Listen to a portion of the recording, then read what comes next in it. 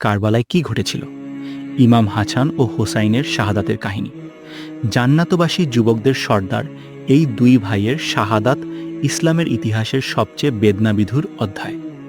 40 হিজরিতে পিতার শাহাদাতের পর কুফাবাসী ইমাম হাসান রায় খলিফা হিসেবে বায়াত দেয়, কিন্তু ততদিনে মুসলিম উম্মাহ রাজনৈতিকভাবে বিভক্ত হয়ে পড়েছিল। মুয়াবিয়া রা এর সাথে সংঘর্ষের রক্তপাত এড়াতে তিনি এক অভূতপূর্ব সিদ্ধান্ত নেন। 6 মাস খিলাফতে থাকার পর তিনি শান্তি চুক্তি করে খিলাফতের দাবি ছেড়ে দেন। এরপর তিনি পরিবারসহ মদিনায় ফিরে ইবাদত ও দ্বীনি শিক্ষায় নিজেকে নিমগ্ন করেন। রাজনীতি থেকে দূরে থাকলেও একদল স্বার্থান্বেষী গোষ্ঠী তাকে ভবিষ্যৎ হুমকি মনে করত। 50 হিজরিতে তাঁর বিরুদ্ধে এক গভীর চক্রান্তের জাল বোনা হয়। সূক্ষ্ম ও ধীরগতির মারাত্মক বিষ গোপনে তার পানীয়ের সাথে মিশিয়ে দেওয়া হয়। বিষের প্রভাবে তার পাকস্থলী ও যকৃৎ ছারখার হয়ে যেতে থাকে। ভাই ইমাম হোসাইন রা প্রতিদিন তার পাশে বসে অশ্রুপাত করতেন। হোসাইন রা কেঁদে বললেন, ভাই, কে আপনাকে এই বিষ দিয়েছে? আমি তাকে ছাড়ব না। ইমাম হাসান রা দুর্বল কণ্ঠে ভাইয়ের হাত ধরে বললেন, এই দুনিয়া তো এমনিতেই ক্ষণস্থায়ী। যদি সে অপরাধী হয়, আল্লাহর বিচারই যথেষ্ট। আমি বিচার আসমানের মালিকের হাতে সোপর্দ করলাম।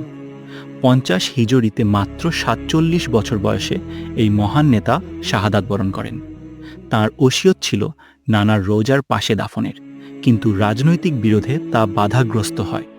সংঘাত এড়াতে তাকে জান্নাতুল বাকিতে মাতা ফাতিমা রা এর পাশে দাফন করা হয়। ইমাম হোসাইন রায়ের শাহাদাত কারবালার রক্তঝরা মহাকাব্য। 60 হিজরিতে মুয়াবিয়া রা এর মৃত্যুর পর তার পুত্র ইয়াজিদ নিজেকে খলিফা ঘোষণা করে। ইমাম হোসাইন রা স্বৈরাচারী শাসনের আনুগত্য অস্বীকার করে মক্কা শরীফে আশ্রয় নেন। কুফাবাসী হাজার হাজার চিঠি পাঠিয়ে ইমামকে পূর্ণ সমর্থনের আশ্বাস দেয়।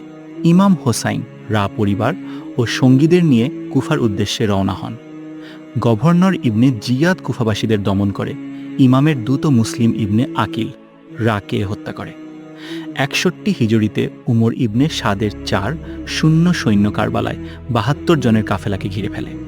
7ই মহররম থেকে ইয়াজিদি বাহিনী ফোরাত নদীর পানি সম্পূর্ণ নিষিদ্ধ করে দেয়। টানা 3 দিন পানির এক ফোঁটাও পৌঁছায়নি ইমামের তাঁবুতে। তীব্র গরমে শিশুদের কান্নায় কারবালার আকাশ বাতাস ভারী হয়ে ওঠে। হযরত আব্বাস রা শিশুদের জন্য পানি আনতে ফোরাত নদীতে যান। ফেরার পথে শত্রুর আক্রমণে দুহাত হারিয়ে তিনি শাহাদাত বরণ করেন, পানি তাঁবুতে পৌঁছায়নি। আশুরার সকালে ইমাম হোসাইন রা শেষবারের মতো শত্রুকে সত্যের পথে আহ্বান জানান। প্রত্যাখ্যাত হয়ে শুরু হয় অসম যুদ্ধ। একে একে ইমামের প্রিয়জনরা শাহাদাত বরণ করেন। ইমামের 18 বছরের পুত্র আলী আকবর রা বুকে বর্ষা নিয়ে মাটিতে লুটিয়ে পড়েন। 6 মাসের শিশু আলী আসগর তৃষ্ণায় নীল হয়ে গেলে ইমাম তাকে কোলে নিয়ে পানির আকুতি জানান। জবাব আসে বিষাক্ত তীরের মাধ্যমে, যা শিশুটির গলা ভেদ করে যায়। ইমাম নিজের হাতের তালুতে শিশুর রক্ত নিয়ে আকাশে ছুঁড়ে দেন। দুপুরের পর শিবিরে কেবল ইমাম হোসাইন রা একা জীবিত ছিলেন।